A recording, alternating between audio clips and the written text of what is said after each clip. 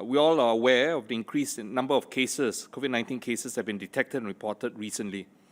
Yesterday, the Ministry of Health reported 187 cases of locally transmitted COVID-19 infection. Today, that number is 216 locally transmitted cases out of a total of 219 cases that we're reporting. And based on the confirmed cases as of the 2nd of September, there were 528 patients admitted in our acute care hospitals, of which 5 patients were in the ICU. And all these ICU patients were either unvaccinated or only partially vaccinated. An additional 27 patients in our general wards required oxygen supplementation. The majority of them, about 80% of them, were cared for in our public hospitals, while the remaining 20% of cases were admitted in our private hospitals. And we have seen 885 cases yesterday cared for in our community care facilities. The increased number of cases will naturally raise concerns among members of the public who are concerned that the COVID-19 situation may be deteriorating. The rise in the number of COVID-19 cases in the community is not unexpected. We have moved away from the restrictions imposed under Phase 2 heightened alert, and there are more people leaving their homes now on a daily basis for work or for social activities. Groups of up to 5 people may now gather for meals and social gatherings. So the opportunity for close, mask-off physical interactions has now increased. Phase 2 heightened alert was not imposed with the intention to simply suppress COVID-19 infection to the extent that we would eradicate all such infection in the community. The measures introduced reduced close contact encounters sufficiently to ensure that the number of new cases that emerged were sufficiently suppressed so that the demand for hospital isolation beds and ICU beds could well be met by the available resources that we had in our healthcare system, while allowing our vaccination campaign to proceed so as to achieve a high enough vaccination coverage in our population.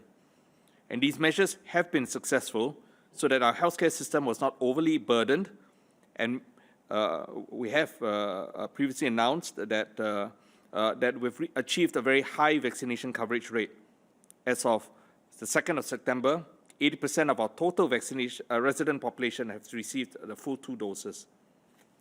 And this means that, that we have greater confidence now with such a high vaccination rate that we can move on in our transition eventually towards an endemic phase. Being fully vaccinated doesn't mean that those who are vaccinated would never get infected with COVID-19. But what it means is that vaccination reduces your risk of getting infected if exposed, and it reduces your risk of getting a severe COVID-19 infection. Vaccination means that your chances of needing ICU care or even dying is greatly reduced.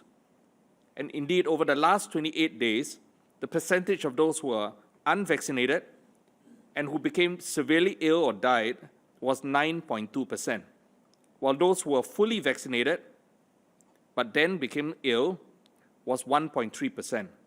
And this is a 7-fold reduction in severely infected or death rates, a stark difference which actually demonstrates the protective benefits that vaccination provides. So even though the number of community cases has increased, there has not been a significant surge in the number of cases which requires intensive care. Our ICU admissions have held relatively steady. Last week, we had about 6 to 7 ICU cases. This week, in the past few days, we've had 5 cases in the ICU and no new admissions in the ICU since the 21st of August. So even though the total number of local cases has increased from an average of 58 cases a day in the week before to 132 cases per day in the past week, that ICU numbers have not increased correspondingly. The clusters of cases in the Bugis Mall and the bus interchanges have involved individuals who are relatively young or did not have risk factors for worse outcome.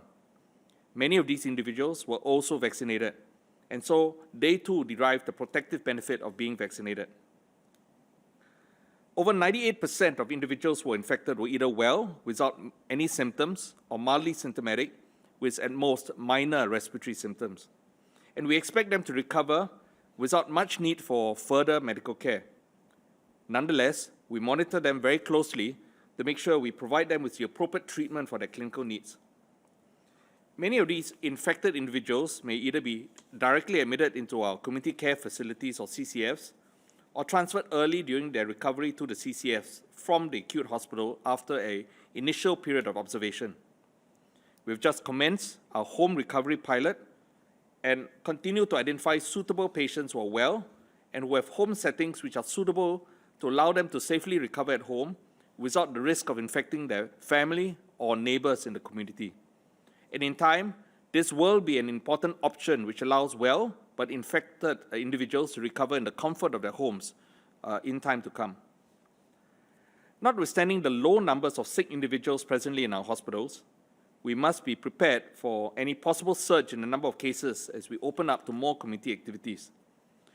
Of specific concern is still the cluster of cases at the bus interchanges.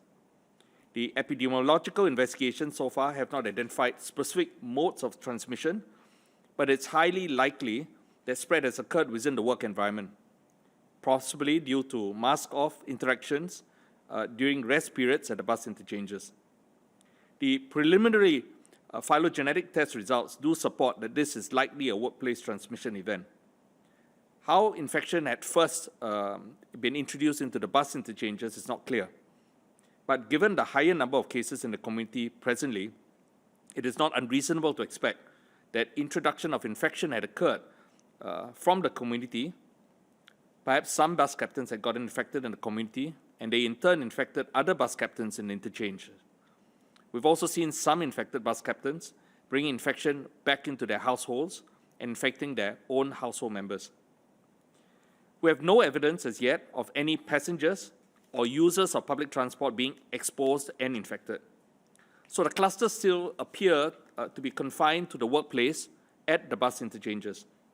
And the measures announced yesterday by the LTA will prevent potential further spread of infection at the workplace, which helps us to better manage the clusters. We are mindful of the need to be targeted and focused in our public health actions so as not to unduly compromise essential transport services while seeking to disrupt further transmission at the interchanges.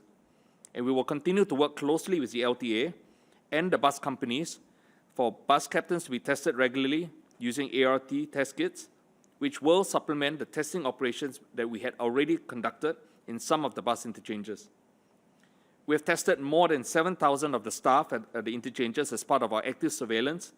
We have found more cases, with about 2% of those tested being positive for COVID-19 infection. It will take the rest of this week for the situation to stabilize, and we anticipate that the number of cases from the interchanges may start coming down in the following week. While we remain optimistic about being able to bring the cases down, we're not still talking about cases coming down to zero. But if the numbers continue to come down to a level which does not present many more people becoming severely ill and requiring ICU care, the healthcare system will remain resilient and be better able to handle the ongoing challenge of controlling and managing COVID-19 while supporting the healthcare needs of our population.